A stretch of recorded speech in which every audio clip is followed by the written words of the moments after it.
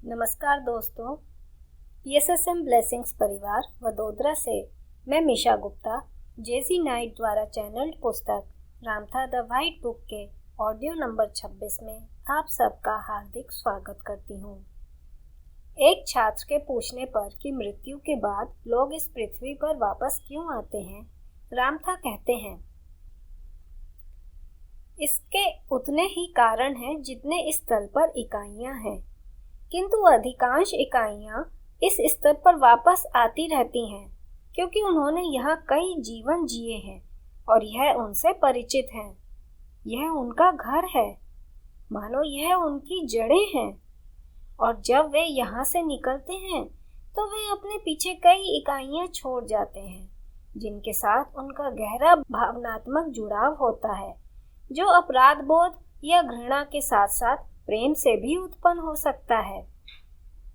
इसलिए जब वे इस तल से निकलते हैं तो इस स्थान और अन्य इकाइयों के प्रति उनका लगाव एक भावनात्मक बंधन बनाता है जो उन्हें जन्मों जन्मों तक वापस यहीं खींचता है। फिर ऐसे साहसी भी होते हैं जो वहां का अनुभव करने के लिए कई अन्य स्थानों पर जाते हैं और फिर अपनी समझ और अनुभवों को इस तल पर वापस लाते हैं, और कुछ ऐसे भी हैं जो इस तल के अनुभवों से परिपूर्ण हैं और फिर कभी यहाँ नहीं लौटते बल्कि अन्य स्थानों पर चले जाते हैं।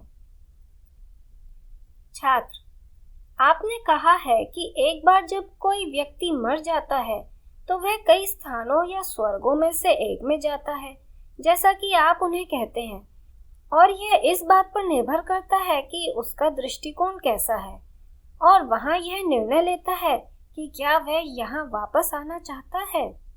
तो यह निर्णय कैसे लिया जाता है? यह निर्णय कौन करता है? क्या प्रत्येक व्यक्ति अपने लिए यह निर्णय लेता है?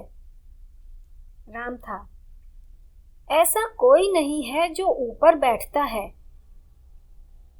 और किसी इकाई को अभिव्यक्ति के लिए एक विशेष तल या स्थान चुनने के लिए शासित या निर्देशित करता है, भले ही इकाई ने पूर्व जीवन में स्वयं को कैसे व्यक्त किया हो। आपके प्रश्न का उत्तर देने के लिए मैं आपको एक ऐसी इकाई के विषय में बताता हूँ जो कई वर्ष पूर्व आपके समय में आपकी पृथ्वी में रहती थी। जब इकाई इस तल से निकली तो उसने शक्ति और पीड़ा का अनुभव किया और समझा था, और उसने प्रेम की मिठास और कोमलता को व्यक्त किया था। इसका मतलब है कि उसकी समझ स्वर्ग के 5वें स्तर के अनुरूप थी। इस प्रकार जब उसने इस तल को छोड़ा तो वह वहीं गई जिसे वे अपनी इच्छानुसार किसी भी अवधि की छुट्टी कह सकती है।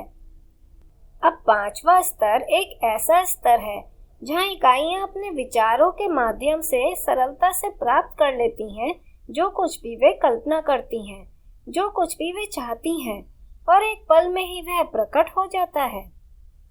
वे जीवन में रंग, रूप, माया और सभी चीजों का अनुभव करती हैं, और जब तक उनकी इच्छा होती है तब तक वे अपने सभी सपनों का अनुभव करती रहती हैं, जब तक कि वह समय नहीं आ जाता जब वे विचार करती हैं कि क्या कुछ और है, और कुछ और भी है, क्योंकि उनके परे अभी भी 2 स्वर्ग हैं जिन्हें वे नहीं देख सकते हैं, क्योंकि उन्होंने अपने विचार प्रक्रियाओं में उन समझ को ध्यान में नहीं रखा है और न ही उन्हें अपने जीवन में व्यक्त किया है। उन तलों का अनुभव करने के लिए उन्हें सभी चीजों में ईश्वर को देखना होगा और ईश्वर जैसा बनना होगा। यद्यपि उन्होंने विनम्रता पूर्वक प्रेम व्यक्त किया है, फिर भी उन्हें ईश्वर और समस्त जीवन के साथ अपनी एकता को समझना शेष है। स्वर्ग के तल पर थोड़े समय के बाद इस इकाई ने विचार करना आरंभ कर दिया कि क्या कुछ और है, और उसने मदद के लिए पुकारा, और सहायता सदैव मिलती है। देखो, उसके सामने एक अत्यंत अद्भुत इकाई प्रकट हुई जो प्रकाश में रेशमी और आंखों को चमकाने वाले वस्त्रों से सजी हुई थी, और उसने इकाई से कहा, हे गुरुदेव, मैं परेशान हूँ। इस स्वर्ग में मेरे पास सब कुछ है, मेरे पास समुद्र की मछलियां हैं जिन्हें पकड़ने के बारे में मैंने सदैव स्वप्न देखा था, पर मैं उन्हें कभी पकड़ नहीं पाया था। मेरे पास वह घर है जिसके विषय में मैंने सदैव स्वप्न देखा था और ऐसा कभी नहीं कर पाया। और मेरे पास ऐसे फूल हैं जिनके लिए माली की भी आवश्यकता नहीं है। अत्यंत अद्भुत स्थान है यह। और मेरे वस्त्रों को देखो, मेरे पास पहले कभी इस तरह के वस्त्र नहीं थे, परंतु अब मेरे पास हैं। फिर भी मैं अभी भी परेशान हूँ।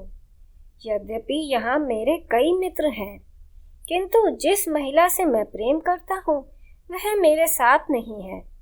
और यही सब कुछ नहीं है जो मुझे परेशान करता है। ईश्वर कहाँ है? मैं ये सभी अद्भुत चीजें देखता हूँ, मेरे पास ये सभी अद्भुत चीजें हैं, किंतु ईश्वर कहाँ है?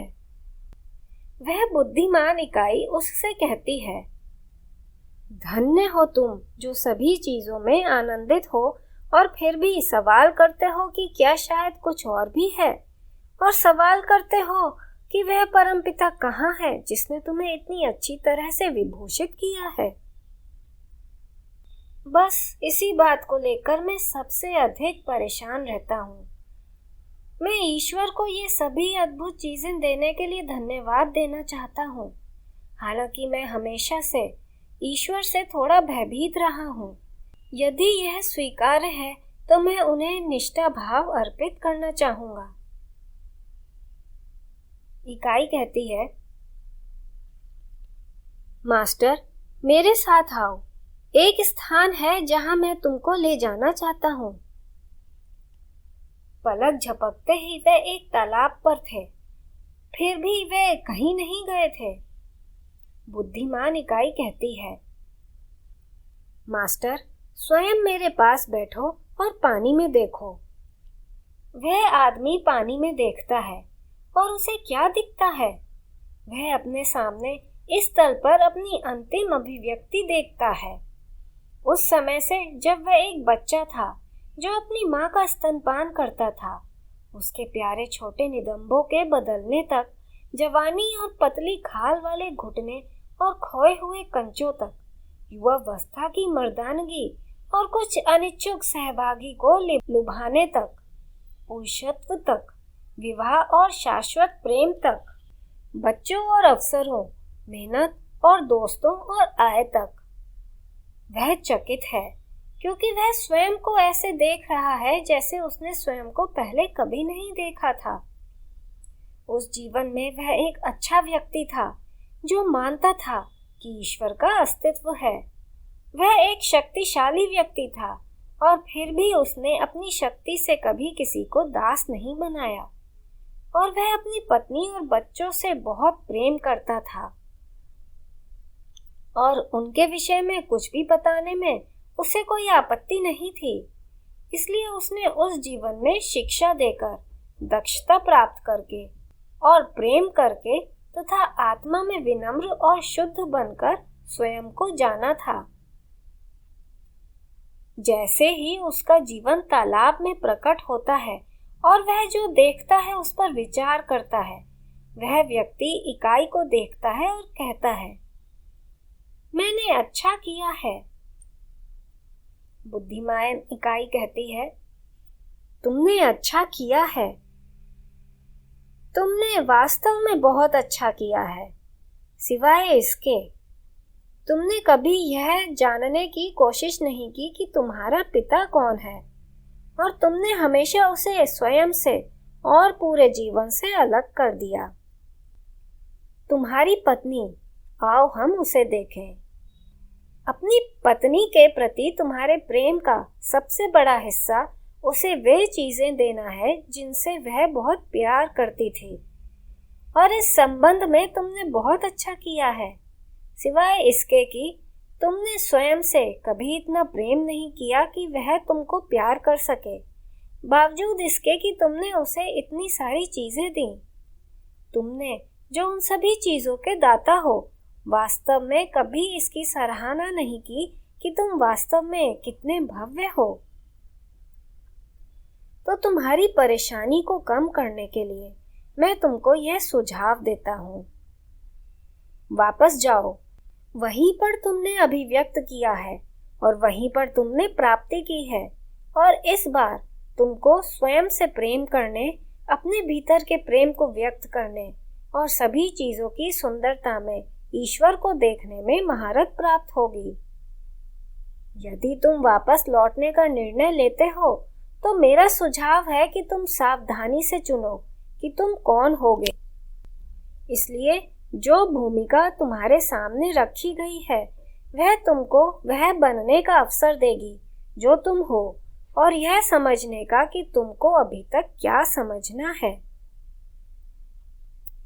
फ्रेंड्स, आज के लिए इतना ही। धन्यवाद।